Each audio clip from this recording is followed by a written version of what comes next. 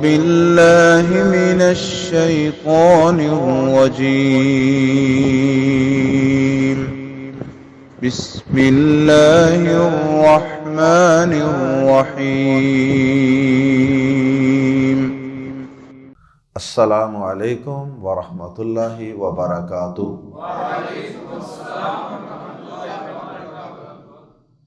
سورہ ہود آیت نمبر 50 سے 56۔ ان الحمد للہ والصلاة والسلام علی رسول اللہ اما بعد۔ اعوذ باللہ السمیع العلیم من الشیطان الرجیم من ہمزہ ونفخہ ونفثہ۔ وَإِلَىٰ عَادٍ أَخَاهُمْ هُودًا قَالَ يَا قَوْمِ اعْبُدُوا اللَّهَ مَا لَكُمْ مِنْ إِلَٰهٍ غَيْرُهُ إِنْ أَنْتُمْ إِلَّا مُفْتَرُونَ۔ يَا قَوْمِ لَا أَسْأَلُكُمْ عَلَيْهِ أَجْرًا إِنْ أَجْرِيَ إِلَّا عَلَى الَّذِي فَطَرَنِي أَفَلَا تَعْقِلُونَ۔ وَيَا قَوْمِ اسْتَغْفِرُوا رَبَّكُمْ ثُمَّ تُوبُوا إِلَيْهِ يُرْسِلِ السَّمَاءَ عَلَيْكُمْ مِدْرَارًا وَيَزِدْكُمْ قُوَّةً إِلَىٰ قُوَّتِكُمْ وَلَا تَتَوَلَّوْا مُجْرِمِينَ۔ قَالُوا يَا هُودُ مَا جِئْتَنَا بِبَيِّنَةٍ وَمَا نَحْنُ بِتَارِكِي آلِهَتِنَا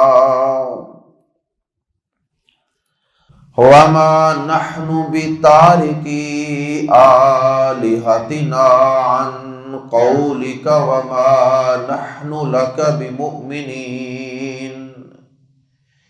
إِن نَّقُولُ إِلَّا اعْتَرَاكَ بَعْضُ آلِهَتِنَا بِسُوءٍ قَالَ إِنِّي أُشْهِدُ اللَّهَ وَاشْهَدُوا أَنِّي بَرِيءٌ مِّمَّا تُشْرِكُونَ مِن دُونِهِ فَكِيدُونِي جَمِيعًا ثُمَّ لَا تُنظِرُونِ۔ إِنِّي تَوَكَّلْتُ عَلَى اللَّهِ رَبِّي وَرَبِّكُمْ مَا مِن دَابَّةٍ إِلَّا هُوَ آخِذٌ بِنَاصِيَتِهَا إِنَّ رَبِّي عَلَى صِرَاطٍ مُسْتَقِيمٍ۔ حضرت نوح علیہ السلام اور ان کی قوم کا قصہ مکمل کرنے کے بعد اللہ رب العزت نے حضرت ہود علیہ السلام اور ان کی قوم کے قصے کا تذکرہ کیا ہے۔ حضرت ہود علیہ السلام کے اسی قصے اور اسی تذکرے کی وجہ سے ہی اس سورت کا نام بھی سورہ ہود رکھا گیا۔ اور حضرت ہود علیہ السلام کی قوم کا نام تھا قوم عاد۔ دیگر انبیاء کرام کی طرح حضرت ہود علیہ السلام کی قوم کو بھی اللہ رب العزت نے دنیاوی شان و شوکت، طاقت، قوت، اقتدار، اختیار، باغات، محلات، بہت کچھ عطا کر رکھا۔ بلکہ باقی اقوام سے تو اللہ پاک نے ان کو کچھ زیادہ ہی قوت اور طاقت اور شان و شوکت عطا کر رکھی۔ اللہ پاک نے تو یہاں تک ان کے بارے میں فرما دیا التی لم یخلق مثلها فی البلاد، ان جیسی مضبوط قوم اس سے پہلے کوئی پیدا ہی نہیں کی گئی۔ تو اس بڑی طاقت والی قوت والی قوم نے، بڑے قد و قامت والے لوگوں نے اور بڑے ڈیل ڈول والے، بڑے باڈی بلڈروں کی طرح جسم رکھنے والے لوگوں نے اللہ کی توحید کو نہیں سمجھا۔ دنیاوی اعتبار سے ہر نعمت موجود، موٹے موٹے صحت مند جسم اور لمبے اس طرح جیسے کھجور کے تنے ہوتے ہیں، لیکن عقل بھی موٹی، کائنات کی سب سے بڑی حقیقت توحید کو نہیں سمجھ سکتے، اور اللہ کی مخلوق، بے بس مخلوق کو پوجنا شروع کر دیا، کیونکہ شرک کا آغاز تو حضرت نوح علیہ السلام کی قوم نے کر دیا تھا، اور وہ سلسلہ اب 1 سے 2، 2 سے 4 اور 4 سے 8 کا سلسلہ جاری و ساری تھا۔ اللہ اکبر۔ اللہ پاک نے اس قوم میں سے ہی ایک پیغمبر کو مبعوث کیا جس کا نام ہود تھا علیہ السلام۔ ہود علیہ السلام نے بھی دیگر انبیاء کرام کی طرح اپنی قوم کو سب سے پہلے تو اپنی خیر خواہی کا یقین دلایا۔ یا قومی یا قومی یا قومی، آپ آیات زیر تفسیر میں ملاحظہ فرمائیں گے کہ بار بار یہ لفظ حضرت ہود علیہ السلام استعمال کر رہے، اے میری قوم، اے میری قوم، گویا کہ ان سے ایک تعلق داری کو جتا رہے ہیں کہ میں تمہارا ہی ایک فرد ہوں، میں تمہارے ہی خاندان، قبیلے، بستی میں رہنے والا، پیدا ہونے والا، جوان ہونے والا نوجوان، کیا میں تمہارا ہی ایک فرد ہو کر تمہاری بدخواہی کروں گا، تمہارا برا سوچوں گا؟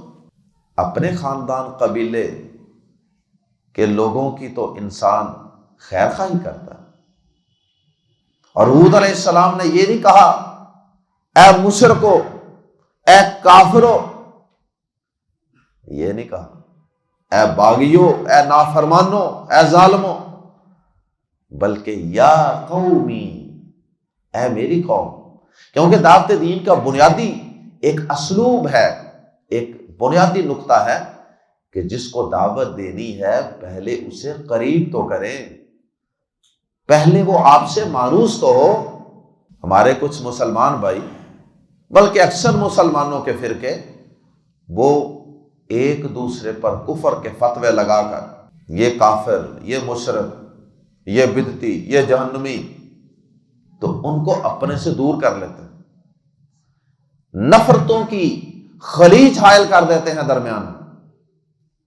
پہلے ان کو مانوس کریں، ان سے محبت، پیار کا ایک رشتہ جتلائیں، ان کو احساس دلائیں، اس کے بعد پھر ان کو آہستہ آہستہ حکمت کے ساتھ، دانائی کے ساتھ، ان کے جذبات کا اور ان کے عقائد کا لحاظ اور پاس رکھتے ہوئے ان کو دعوت توحید پیش کریں، کیونکہ اپنے خیال میں تو وہ راہ راست پہ ہے نا۔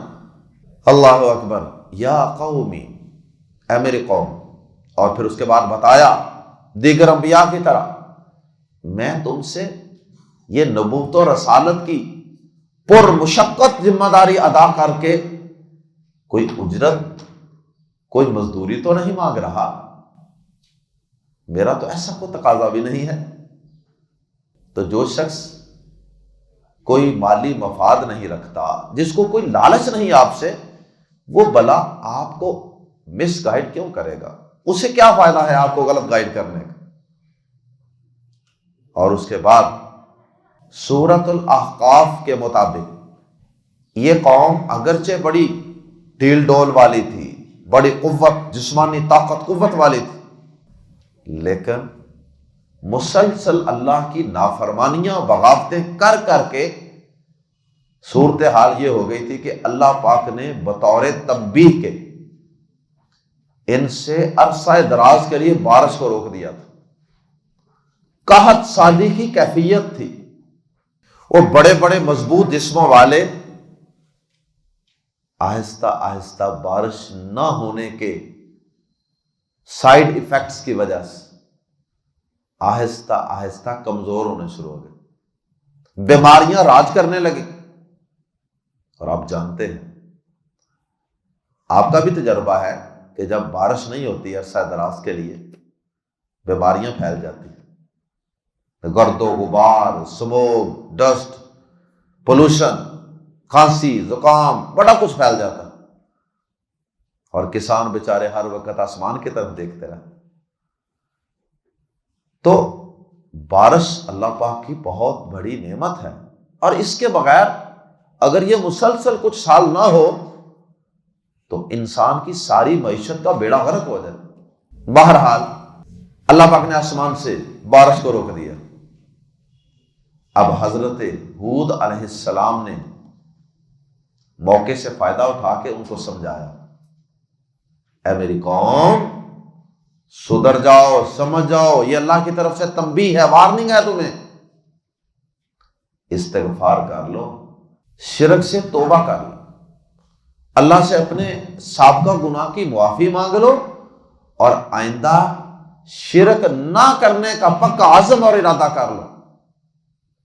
اور اگر تم پکی اور سچی توبہ کرو گے، استغفار کرو گے، اللہ کی اطاعت اور فرما برداری کی راہ پہ گامزن ہو جاؤ گے، تو اللہ پاک تم پر آسمان سے بارشیں نازل فرمائے گا، اور بارش معمولی نہیں بلکہ موسلادھار بارش، اور پھر ساری بیماریاں ختم، پھر تمہاری جو قوت کمزوری میں بدل چکی تھی نا، وہ دوبارہ تمہاری طاقت اور قوت بحال ہو جائے گی، صحت مند تندرست ہو جاؤ گے، اور تمہارے کھیت لہلہانے لگ جائیں گے، تمہاری معیشت میں بھی قوت آ جائے گی۔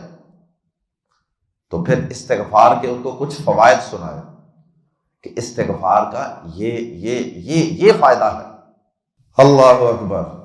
اور اس کے بعد پھر قوم نے حضرت ہود علیہ السلام کو کیا جواب دیا؟ ہود علیہ السلام نے ان کو دعوت توحید کیسے پیش کی، اور پھر قوم نے آگے سے ہود علیہ السلام کی باتوں کو کیسے ٹھکرایا اور جھٹلایا، اور پھر ہود علیہ السلام نے بالآخر ان سے اور ان کے بناوٹی معبودوں سے اعلان برات کر دیا کہ ٹھیک ہے، اگر تم نہیں سمجھتے تو پھر کم از کم میں تو ڈنکے کی چوٹ پہ تمہارے ان جعلی معبودوں کا انکار کرتا، میرا ان سے کوئی تعلق نہیں۔ انہوں نے کہا، قوم نے کہا، یہ ہود کس طرح کی بہکی باتیں کر رہا ہے، یہ اچھے بھلے ہمارے معبود جو سالہ سال سے نسلوں سے وہ ہمارے معبود چلے آ رہے ہیں، ہمارے باپ دادا پردادا، وہ سب کو بیوقوف تو نہیں تھے، سب ان کو پوجتے رہے، تو یہ ان کے خلاف باتیں کر رہا ہے، ان کی توہین والی باتیں کرتا ہے۔ لگتا ہے اس کے دماغ کو ہمارے معبودوں میں سے ہی کسی نے کچھ کر دیا ہے، جسے ہمارے آج کے مسلمان کہتے ہیں،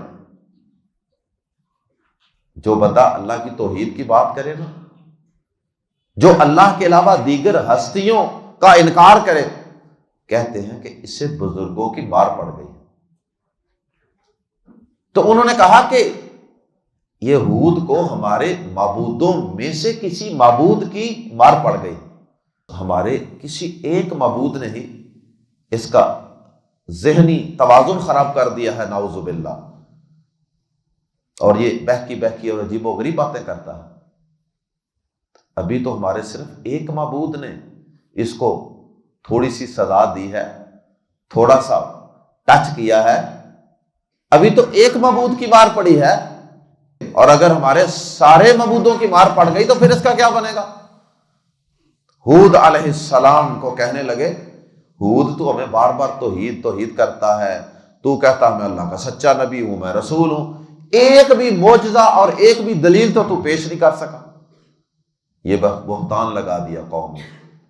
حالانکہ ہر پیغمبر اپنی نبوت اور رسالت کی دلیل اور معجزہ لے کر آتا ہے، لیکن بس اعتراض پر اعتراض۔ اور پھر ہود علیہ السلام نے کہا کہ تم مجھے جن معبودوں سے ڈراتے ہو نا، میں ان سے ڈرنے والا نہیں ہوں، میرا تو توکل اور بھروسہ اور اعتماد اس ذات پر ہے جس نے مجھے پیدا کیا ہے، میں اپنے پروردگار پہ بھروسہ رکھتا ہوں۔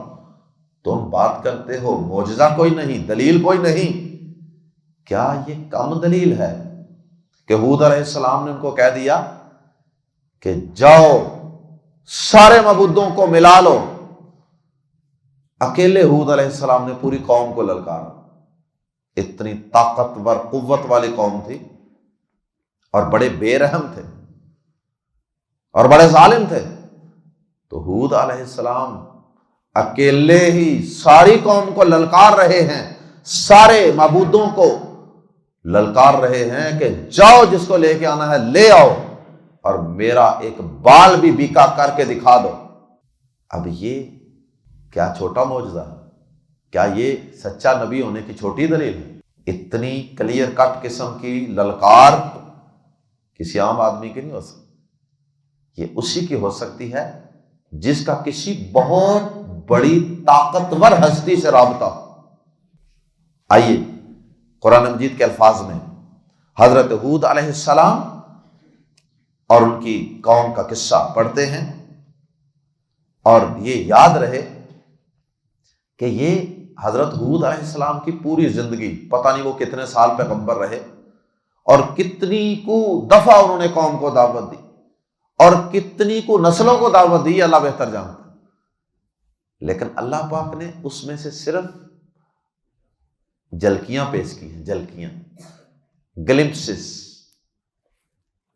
قرآن مجید کے الفاظ میں پڑھتے ہیں وَإِلَىٰ عَادٍ، اور عاد کی طرف بھیجا، چونکہ نوح علیہ السلام کا جب تذکرہ شروع ہوا تھا تو وہاں نوح علیہ السلام کو بھیجنے کا تذکرہ کیا تھا۔ وَلَقَدْ أَرْسَلْنَا نُوحًا، تو وہاں ارسلنا کا لفظ آیا تھا نا، ہم نے بھیجا، تو اب وہ ارسلنا کا لفظ یہاں بھی ہے، اس کا عطف یہاں بھی ہے۔ وَإِلَىٰ عَادٍ، جملہ اصل میں یوں تھا وَأَرْسَلْنَا إِلَىٰ عَادٍ، اور ہم نے بھیجا عاد کی طرف، اخا بھائی، اخو اخا اخی بھائی، اخاہم ان کے بھائی کو، ہودن ہود،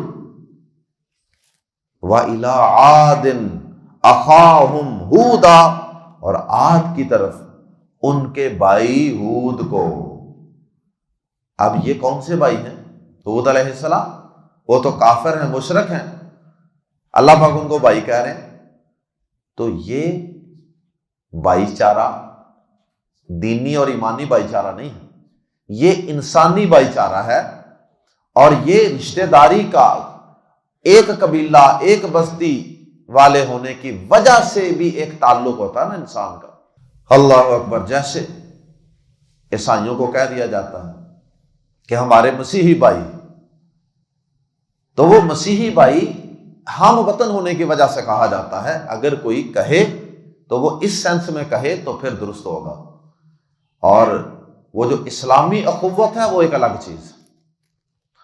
وَإِلَىٰ عَادٍ أَخَاهُمْ هُودًا، اور عاد کی طرف ان کے بھائی ہود کو بھیجا۔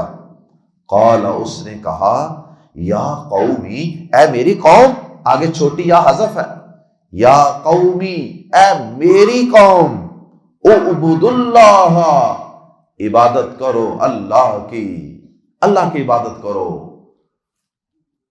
ما نہیں ہے، لکم تمہارے لیے، ما لکم نہیں ہے تمہارے لیے، یعنی نہیں ہے تمہارا، من کوئی بھی، الہن الہ، ویسے الہن بھی نکرہ ہے، اس کا معنی بھی کوئی الہ نہیں، کوئی الہ، لیکن من ساتھ لگا کے نکرہ میں اور زیادہ زور پیدا کر دیا، من الہ، کوئی بھی الہ، ما لکم من الہ، تمہارا کوئی معبود نہیں، غیرہ، اس کے سوا۔ اے میری قوم، اللہ کی عبادت کرو، اللہ کو مشکل کشائی، حاجت روائی کے لیے پکارو، کیونکہ پکارنا، دعا مانگنا بھی تو عبادت ہی ہے۔ تو اے میری قوم، اللہ کی عبادت کرو، اس کے سوا تمہارا کوئی معبود نہیں، ان نہیں، انتم، تم، الا مگر، مفترون، جھوٹ باندھنے والے۔ افطرا بازی کیا ہوتی ہے؟ کسی پر کوئی جھوٹی بات گڑھ کر اس کے ذمہ لگا دینا، اور ایسی بات کہ جو گڑھنے والے کو پتا ہو کہ یہ جھوٹ ہے۔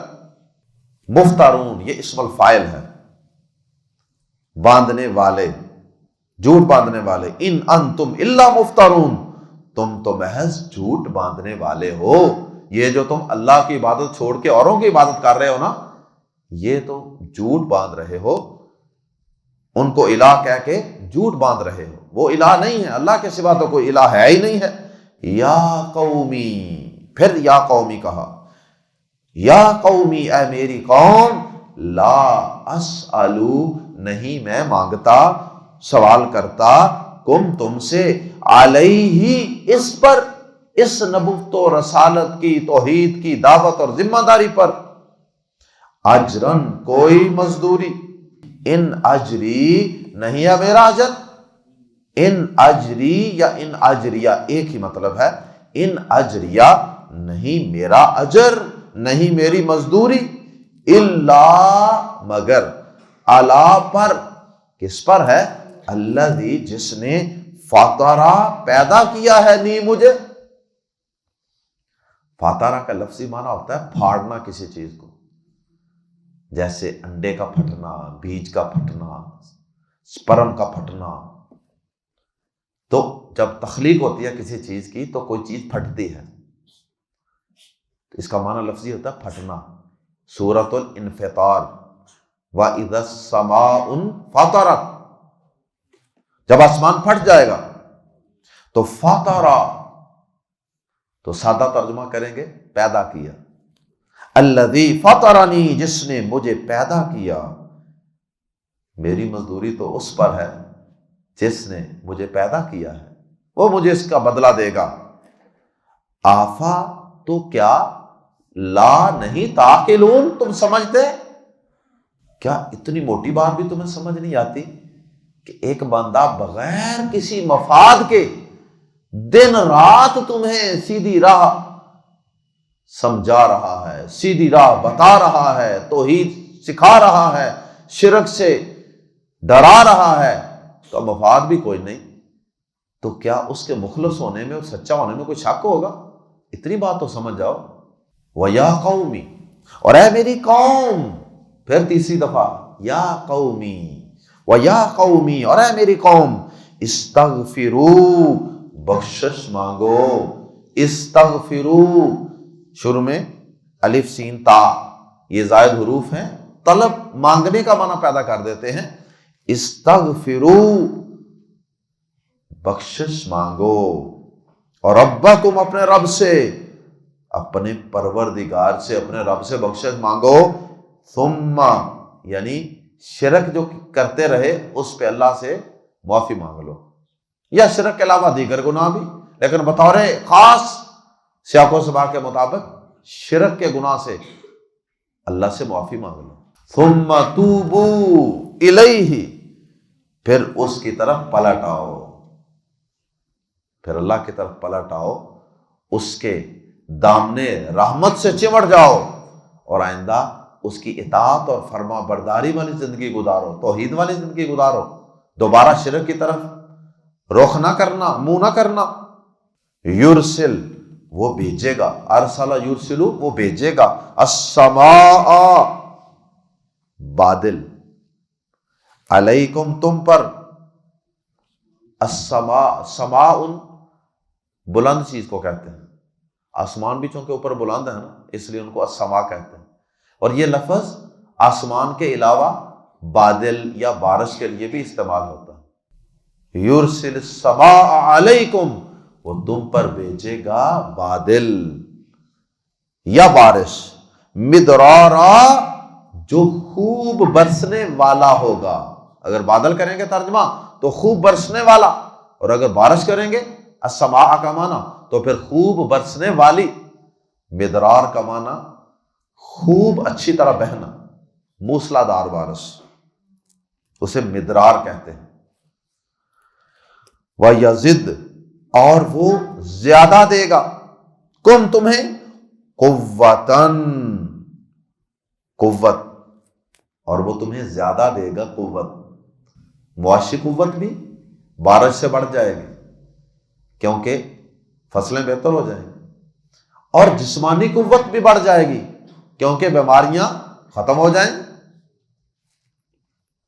وَيَزِدْكُمْ، اور وہ تمہیں زیادہ دے گا، قوتاً، قوت، اِلَىٰ قُوَّتِكُمْ، تمہاری قوت کے ساتھ، یعنی کچھ قوت تمہارے پاس پہلے ہی ابھی موجود ہے، اس قوت کے ساتھ اور قوت ملا دے گا تو تمہاری قوت پہلے سے بھی بڑھ جائے گی۔ یہ آسمان سے بارش برسنے کے فوائد، اور حقیقت میں یہ توبہ استغفار کی برکات اور اس کے فوائد ہیں۔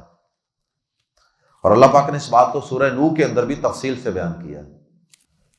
وَلَا تَتَوَلَّوْا، اور نہ منہ موڑو، وَلَا تَتَوَلَّوْا، اور نہ منہ موڑو، مجرمین، مجرم بنتے ہوئے، اور مجرم بنتے ہوئے منہ نہ موڑو کہ تم مجرم بن کر اللہ کی طرف سے منہ موڑ کر دوسری طرف چلے جاؤ، شرک کرتے ہوئے، ظلم کرتے ہوئے، تکبر غرور کرتے ہوئے۔ تو یہ مجرمانہ روش اختیار نہ کرو، منہ موڑ کر حق سے، توحید سے، پیغمبر کی دعوت سے اعراض کر کے مجرم نہ بنو۔ قالو، انہوں نے کہا، یا ہود، اے ہود، ما جئتا، نہیں آیا، ما نہیں جئتا، تو آیا، نہ ہمارے پاس، بازر بھی ساتھ، بینۃ، کسی واضح دلیل کے، تو ہمارے پاس، اے ہود، تو ہمارے پاس کسی واضح دلیل کے ساتھ نہیں آیا۔ تو کسی واضح دلیل کے ساتھ نہیں آیا، یا اس کا ترجمہ لازم سے متعدی میں بدل کر یوں کر سکتے ہیں کہ اے ہود، تو ہمارے پاس کوئی واضح دلیل نہیں لایا، واضح دلیل کے ساتھ نہیں آیا یا واضح دلیل نہیں لایا۔ یہ ان کا ایک بہتان تھا، ورنہ ایسا نہیں تھا کہ پیغمبر آئے اور اس کے پاس دلیل کوئی نہ ہو۔ وما نحن، اور نہیں ہیں ہم، بازر بھی، ما کے بعد بازر بھی ما میں نفی میں زور پیدا کرنے کے لیے ہوتا ہے۔ وما نحن، اور نہیں ہیں ہم، بازر بھی، ہرگز، تارکی، یہ اصل میں تھا تارکین، تارکین وطن عام استعمال ہوتا ہے لفظ اردو میں بھی، تارکین تھا تو نون آخر سے ڈراپ ہو گیا، حذف ہو گیا۔ بتارکی، ہرگز ترک کرنے والے، وما نحن بتارکی، اور ہم ہرگز ترک کرنے والے نہیں ہیں، آلہتنا، الہ کی جمع آلہہ، آلہتنا، اپنے معبودوں کو، ان سے، قولکا، تیرے کہنے، ان قولکا، تیرے کہنے سے۔ اے ہود، ہم بھلا تیرے کہنے سے اپنے معبودوں کو چھوڑ دیں گے؟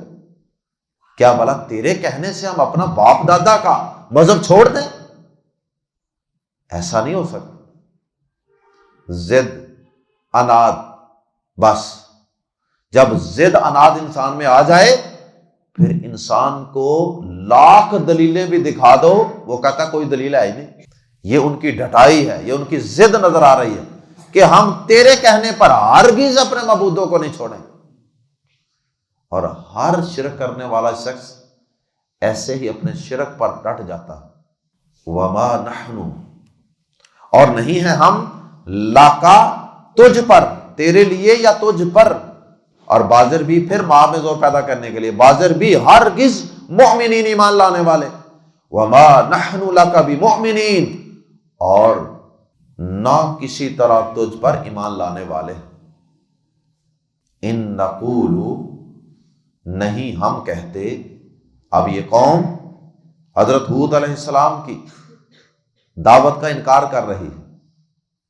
ان نقول، ان کا معنی اگر، لیکن جملے میں الا رہا ہے اس لیے ترجمہ کریں گے نہیں، ان نقول، نہیں ہم کہتے، الا مگر، اعتراک، ہم تیری اس دعوت توحید کو اور تیری ان ساری باتوں کو سننے کے بعد ہم صرف اس پہ یہی تبصرہ کر سکتے ہیں کہ ان نقول، نہیں ہم کہتے، الا مگر، ہم اس کے سوا کچھ نہیں کہتے، کہ اعتراک مبتلا کر دیا ہے، کا تجھے، بعضو کسی، آلہتنا ہمارے الہوں میں سے، ہم اس کے سوا اور کچھ نہیں کہیں گے، صرف یہی کومنٹ دیں گے اے ہود تیری حالت پر کہ تجھے ہمارے الہوں میں سے کسی ایک الہ نے مبتلا کر دیا ہے، بسوء، کسی برائی میں، کسی تکلیف میں، کسی ذہنی خلل میں۔